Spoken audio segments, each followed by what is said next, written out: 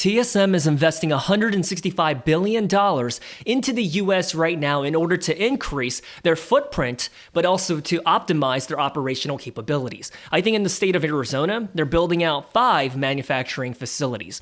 And I think that's because with how the Russia and Ukraine situation is playing out and nobody is sending them manpower like infantry troops to help out, I think every country around the world that's wealthy enough or is able to, they're sending equipment and supplies and items so that the Ukrainians can utilize them, but nobody is sending the actual infantry, cavalry, field artillery, troops, boots on the ground to help them out.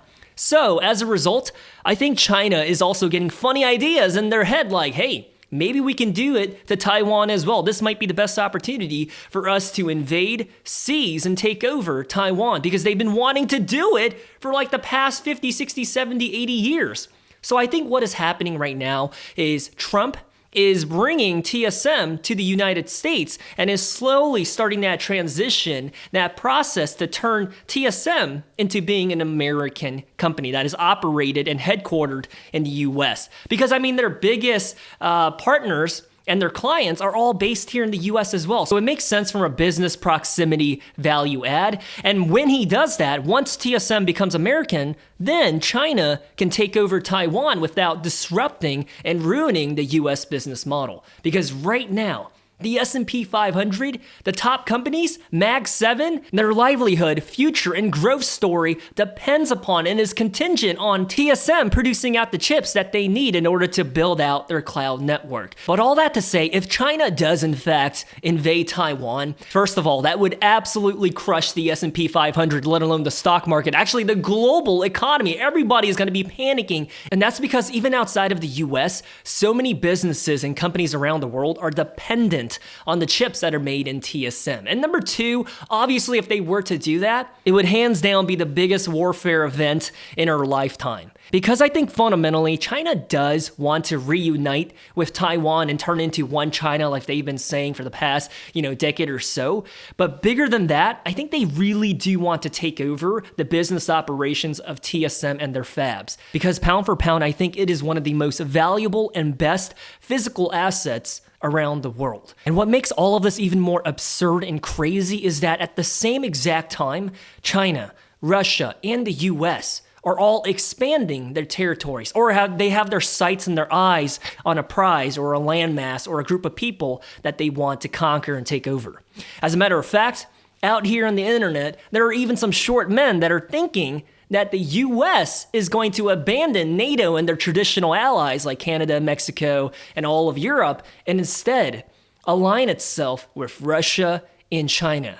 Because when you think about it, those 3 are the biggest global superpowers. I'm not saying this is the right thing or the wrong thing. I am just the messenger, and this is the rhetoric that is going around. Because if Russia does in fact eventually take over Ukraine, and China does take over Taiwan, and nobody has the balls to step in to say, hey, stop it, you're being a right now, like leave that country alone, then I think that's going to open the door for the US to take over Greenland as well, and if Canada does in fact want to become the 51st state of the United States. Now, between you and me and my left nipple, I genuinely and honestly hope this does not happen, because that would be the stupidest world war. And I hate the idea of having to pick up a rifle to fight against you, wherever you're from. Whether you're from Croatia, whether you're from Poland, whether you're from Italy, or Singapore, or Korea, or Peru, or even Argentina, because at the end of the day, if you're watching this, we are both common men that are having to die for these rich men with ego issues, and I think it's just stupid. But the good news is that theory right there, it sounds absolutely far-fetched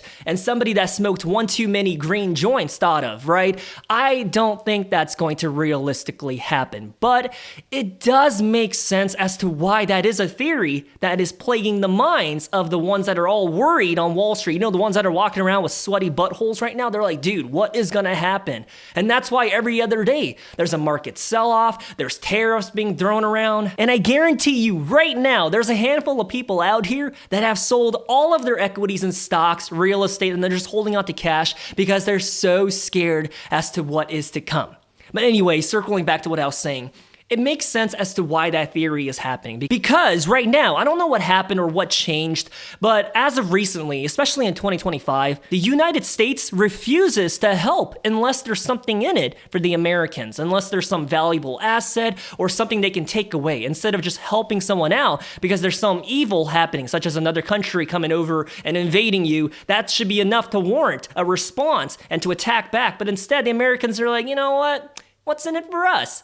Right? Like with Taiwan, there's TSM, but also Foxconn. 99% of you watching this video have never heard of Foxconn. Almost all of our electronics, our video game consoles, phones are made through Foxconn. And that's a company that is operated and headquartered in Taiwan. For Ukraine, it's the rare earth metals and the rights to them. See, the US is not going to help out unless you're going to give something. So it makes sense. And I say all of this as a guy that went to a military academy here in the US. And we had foreign exchange cadets from all over the world from their respective military academies, whether it was like their Air Force Academy, Naval Academy, what have you. So I interacted with and I'm friends with majors and lieutenant colonels from France, Poland, Germany, Thailand, Japan, and even Taiwan. And the Taiwanese cadets, dude, I became close friends with them. They're really good people, but they also put me on and they brought me up to speed on why there's so much beef between Taiwanese and the mainland Chinese folks. Like that beef, dude, it is really serious stuff. Like the Chinese diaspora is all over the world. There's Chinese people that live in Indonesia, Malaysia, Singapore, Korea, Japan, and even Taiwan.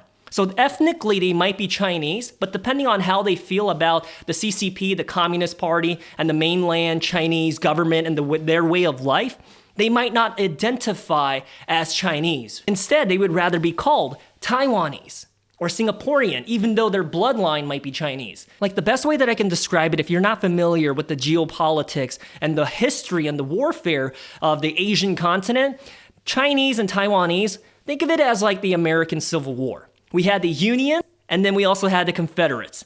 At the end of the day, they were all considered Americans, but with their differences and what they were fighting for and their values and their lifestyle, they were willing to kill one another over it. And when you think about the American Civil War, so much blood was shed. It was one of the bloodiest wars in American history. Obviously not taking into consideration World War I, World War II. And what's crazy is, like 2 or 3 months ago, I went down the rabbit hole of looking into the Chinese Civil War. And that's why, as of right now, there's Taiwan and there's a China, even though they both say, hey, you belong to us. No, you belong to me. Back in the day, when they were in war with one another, like the Taiwanese versus the CCP, the Taiwanese almost won. They really did. However, unfortunately, within the Taiwanese military ranks, there was a lot of corruption. And then, of course, the propaganda that was happening with the Communist Party, like, hey, we are the commoners. We are the normal people. We are the vocal majority. Together, we can fight back against the Taiwanese. And eventually, they got kicked out and they had to flee. And that's why they had to establish Taiwan in Taiwan. All I'm trying to say is imagine how different China would be if they were a capitalist country that did not censor their people, put them into labor camps, and even commit genocide against specific ethnic groups. Imagine that, right? If Taiwanese were victorious during the Chinese Civil War. But now we are left with what we have today, which are two countries that are still at war. And even if you look like 200 miles to the other direction, that's still happening in the peninsula of Korea. North and South Korea, separated at the 30th parallel line, they are still at war with one another as well. North Korea representing the traditional communist values that China loves and upholds, and then there's South Korea that has a freedom of speech, democracy, and is fueled by capitalism. So all that to say, getting to know my Taiwanese comrades and my classmates and learning about their history, my opinion is this. I think if a country does not want to be a part of yours and they make it clear and they're like, dude, leave us alone, and you still go invade them and you say, no, you are a part of our country, you belong to us now, I absolutely think you are in the wrong. You're an idiot. Leave them alone. If they don't want to be a part of your land, leave them alone, dude. Like 500 years ago, I get it. All the major powers and countries, they were fueled by imperialism, but also with colonialism. right? Taking over a lesser country for their resources and whatever they can take from them and exploiting them for their labor and their people. I mean, when you think about it, almost every country around the world has been affected by colonialism and other countries invading you, from Indonesia to India. Dude, India at one point was the British Empire and they belonged to the UK. And what's crazy is even after that, they got their own freedom, then India started having beef with Pakistan. So Pakistanis and Indians hate each other till this day for the most part. I think people that are less than the age of 44, no, they don't hate each other. But the old generation, dude, they carry that beef over. A Pakistani that meets an Indian, they are not going to get along. But all that to say, I'm not trying to come across as like a hipster or a hippie that's advocating for just world peace with big pepperoni nipples. I understand that to have world peace, some men need to be violent and aggressive and stand up in the face of evil. If nobody stands up, then consequently, you're gonna have evil men like Aldous rise to power again and have a whole group of people think another group of people are lesser than them and then try to eliminate them from the face of Earth. So I understand that we can't just have world peace because humans, dude, we're just naturally evil, selfish, narcissistic, self-centered, and always wanting more and are greedy. Not everyone, but I think naturally that's our inclination. And I'm not saying that for the majority of people, but some people, if left alone and they band together, those evil thoughts can manifest. So we need people that are willing to fight against the evil. Otherwise, the evil just takes over and the whole world is just a crap storm and there's no point of investing into the stock market.